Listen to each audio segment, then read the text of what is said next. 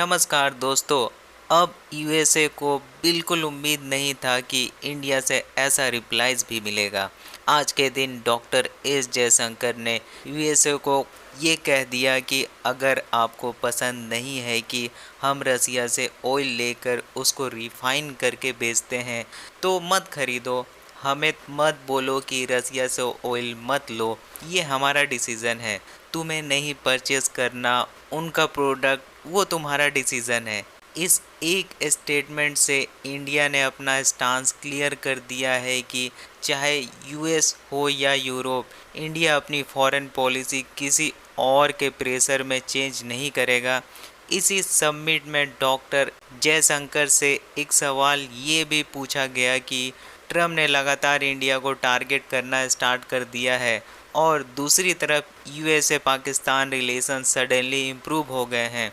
आप लोग नोटिस कर रहे होंगे कि चाहे आसिम मुनीर की विजिट हो या फिर बलूचिस्तान लिबरेशन आर्मी को टेररिस्ट ऑर्गेनाइजेशन डिक्लेयर करना हो, यूएसए काफ़ी प्रो पाकिस्तान हो चुका है। इस पर डॉक्टर जयशंकर ने एक बड़ी स्टेटमेंट दी। उन्होंने यूएसए को याद दिलाया कि यूएसए और पाकिस्तान का एक लंबा हिस्ट्री रहा है। आप सबको पता है जब 2000 लोग मरे 9/11 वाले हमले में, तो उसका मास्टरमाइंड पाकिस्तान में छुप कर बैठा था। यूएसए ने पाकिस्तान के अंदर जाके उसको मारा और पाकिस्तान ने उसके बाद यूएसए की निंदा की, सोवेनिटी वायलेट की गई। डोनाल्ड ट्रंप खुद 2017 में ट्वीट कर चुके हैं कि पाकिस्तान ने यूएसए को धोखा दिया, बिलियंस ऑफ डॉलर ले लिए और वहीं टेररिस्ट को सपोर्ट किया जो यूएस सोल्जर को मार रहे थे। मतलब दोनों का हिस्ट्री है और दोनों एक दूसरे का हिस्ट्री बार बार इग्नोर कर देते हैं। जयशंकर ने एक पंच लाइन भी बोली, they have a history with each other and they have a history of overlooking that history. इसका मतलब पाकिस्तान भी कहता है कि यूएस ने हमसे फ़ायदा उठाया और हमारे 60,000 लोग वार ऑन टेरर में मारे, फिर भी ज़रूरत पड़ती है तो वही पाकिस्तान यूएस के पास चला जाता है। ये एक अजीब सा रिलेशनशिप है जिसमें दोनों एक दूसरे को फूल बनाते रहे हैं लेकिन फिर भी एक दूसरे की तरफ वापस चलते जाते हैं। अभी रिसेंटली आसिम मुनीर यूएस गए थे, वहाँ उनको यूएस मिलिट्री के सेंडकोप चीफ से सर्टिफिकेट्स मिले कि आप ग्रेट काम कर रहे हो, लेकिन ये वही यूएस मिलिट्री है जो अबोताबाद में घुसकर ओसामा बिन लादेन को मार के गई थी। तो डॉक्टर जयशंकर कह रहे थे कई बार ये रिलेशनशिप पॉलिटिक्स में कन्वीनियंस के बेसिस पर होते हैं। मतलब एक टेक्टिकल मूव होता है, कोई शॉर्ट टर्म कैलकुलेशन होता है, लेकिन इंडिया यूएस रिलेशनशिप एक लॉन्ग टर्म ग्रांड स्ट्रेटेजी का पार्ट है। वो सिर्फ शॉर्ट टर्म टैक्टिक्स पर बेस्ड नहीं है।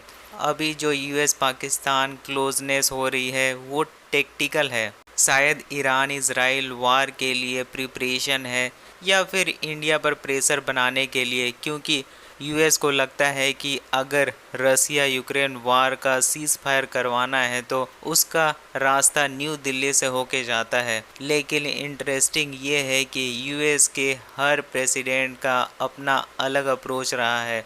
जॉर्ज बुश के टाइम पे पाकिस्तान को बिलियंस डॉलर दिए गए वार ऑन टेरर के लिए। ओबामा के टाइम पे G2 थ्योरी, एक तरफ यूएस एक तरफ चाइना और इंडिया को साइडलाइन रखा गया।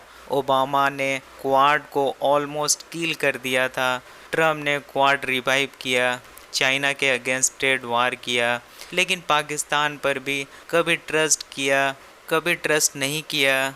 और अब ट्रम्प के साथ एक T2 Trump plus plus Pakistan बनने की कोशिश हो रही है, लेकिन कितने दिन चलेगा ये देखना होगा। इस सब के बीच सबसे इम्पोर्टेंट बात यह है कि इंडिया की फॉरेन पॉलिसी अब फेयरलेस है। हम डिग्निफाइड मैनर में यूएस को जवाब दे रहे हैं और सबसे बड़ा रिप्लाई यूएस को तब मिलेगा जब पुतिन इंडिया विजिट करेंगे और मोदी जी चाइना जाएंगे। हो सकता है एक इंडिया चाइना रसिया ट्राइलेटरल सामने आए। तो दोस्तों अभी के लिए इस टॉपिक में इतना ही। आपका क्या राय है इस टॉपिक पे कमेंट बॉक्स में ज़रूर बताइएगा।